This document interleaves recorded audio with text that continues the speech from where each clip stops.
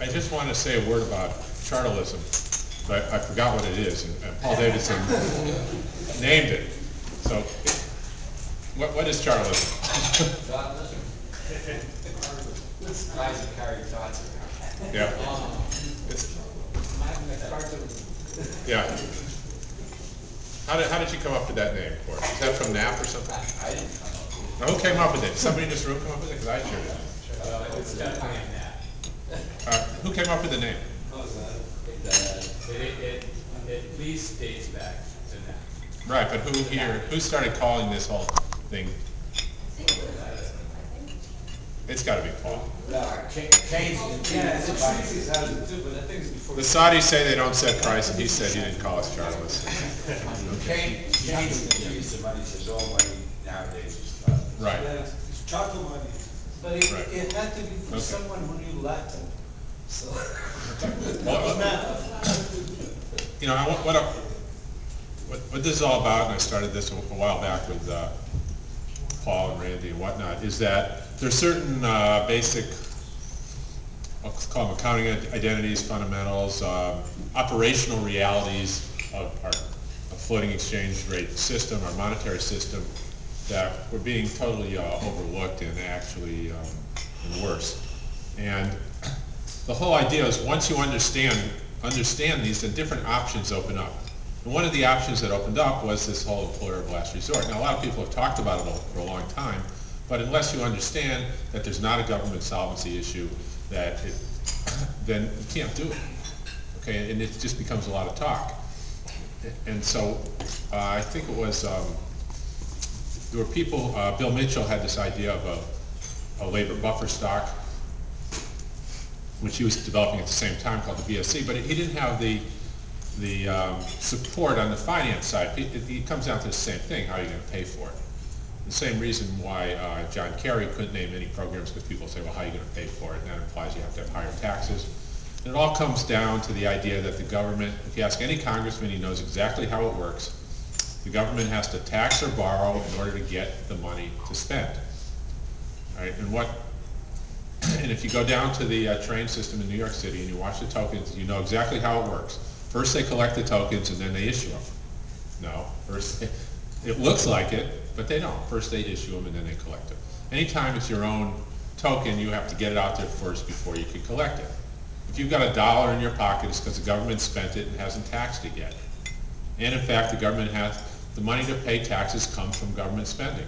The money they borrow comes from their spending. They gotta, anytime the Treasury tries to increase its balances at the Fed or the CB, the central bank has to do repos. In other words, they have to do a reserve add before they can do a reserve drain.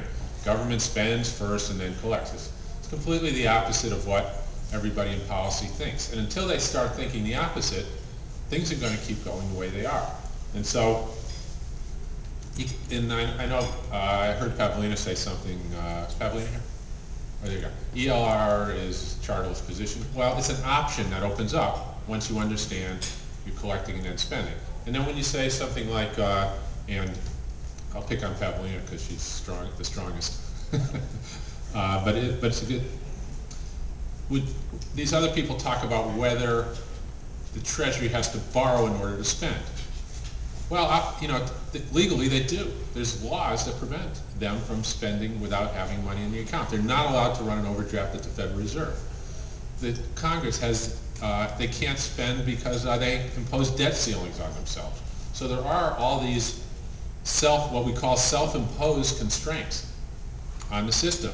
And as long as you have these self-imposed constraints, it's like tying your shoes two laces together and saying you can't walk. Well, sure you can't walk. Untie your shoes and go ahead and walk. All right? And so what we've done is shown that these are self-imposed constraints. They're not inherent in the system. And that, yes, the U.S. government Treasury has to borrow first. It has to finance its spending with taxes or borrowing, but that's a self-imposed constraint. It's not an operational constraint.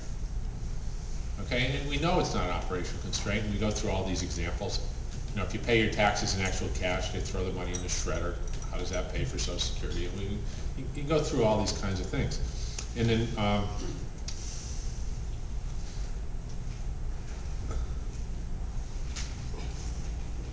let me just throw this out there, and I'd appreciate it if anybody has any residual questions about this, about what we're actually saying, what it is, and I think everything, at least that I'm saying, basically is irrefutable.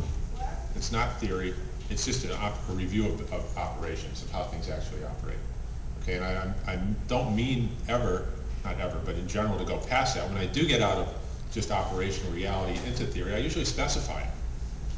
And I'll say, all right, let's look at one more thing that's operational reality. The currency is a public monopoly. I mean, does anybody disagree with that? Are there any hands up here? That it's not a monopoly? Okay. Now, we all know that from Basil Moore's 1988 book that the reason the Fed sets interest rates is because it has a monopoly of net reserve issuance. And so when it leaves the banks short, in a net borrowed position, the banks then have to come to the central bank to borrow it. The bank says, oh yeah, you can have it. Well, if it's an overdraft, it's going to cost you X. But if you do it through open market operations, it's going to cost you a little less. And if you do it this way, it'll cost you this. And all they do is price the overdraft. And because they're a monopoly, there's no other place to get it. It's a simple case of monopoly. Now, when you have the whole spectrum from monopoly to perfect competition, as you get towards perfect competition, it gets pretty fuzzy. But as you're over monopoly, it's crystal clear. You're a price setter. And there's two prices that a monopolist sets. How this thing exchanges for itself, which I believe Marshall called the own rate. And so with your currency, that's the interest rate, how currency exchanges for itself. And then how it exchanges for everything else. And what you do is you set price and let quantity adjust. You don't have to do that, but it comes down to it. And if the government has 5 public monopolies, the electric, the water, the trash pickup, and a couple others, it sets the price and then lets the quantity flow. It doesn't say we're going to sell 2 billion kilowatts this year, we're going to let the market decide the price. It don't work that way. If you could, but it would be chaotic, and you need an army of economists to figure out what would happen to price, which is what we do with the currency. We say, oh, we're going to spend $3 trillion this year. Is that what it is? Getting lost with the numbers. We're going to have to take some zeros off the US dollar pretty soon to be able to understand it again. And we're going to spend it at market prices, because we don't understand we have a monopoly. We don't understand what price that is. We think we need to get the money through taxes or borrowing in order to spend it. And so it's chaotic what the price level is going to do. We have armies of economists to try and figure this thing out because of the way we're operating our simple monopoly. Now, I know that if I'm a monopolist, I'm price setter. To me, that's a fundamental. Does anybody disagree that if you've got an absolute monopoly on something, you're not price setter? No? Okay. So we know we're price setters. So if we come to some area where somebody's claiming that we're not price setting, that government doesn't have control, that you can have inflation, there's something you can do, then we know there's a mistake in there, because we can back up to saying we know the monopolist is setting price. Right? And so it gets into, well, what about on the lending side? If you have credit creation and it's driving up prices, okay, well, let's back up. We know we're price setter. We know we can set the price level. So let's say I'm setting the price of oil. I'm the Saudis, and I say it's $140 a barrel. It's not going to go to 139 without somebody shutting the lights off at 3 o'clock in the afternoon and stop driving, right? Because I'm the monopolist.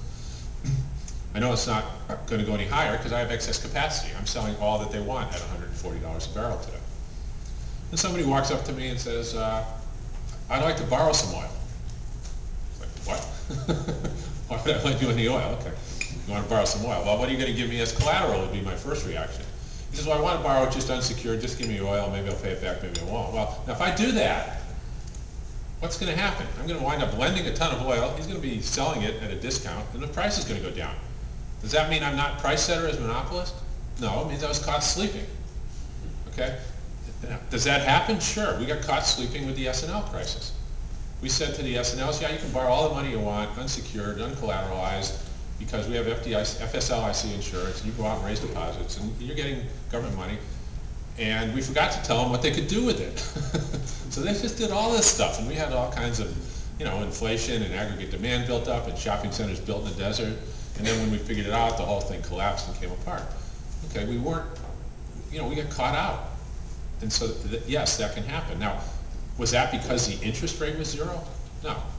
If I'm lending you oil and I don't charge you, and I charge you 20% interest, but it's uncollateralized and non-recourse, it doesn't matter. You're just going to borrow it and go out and sell it.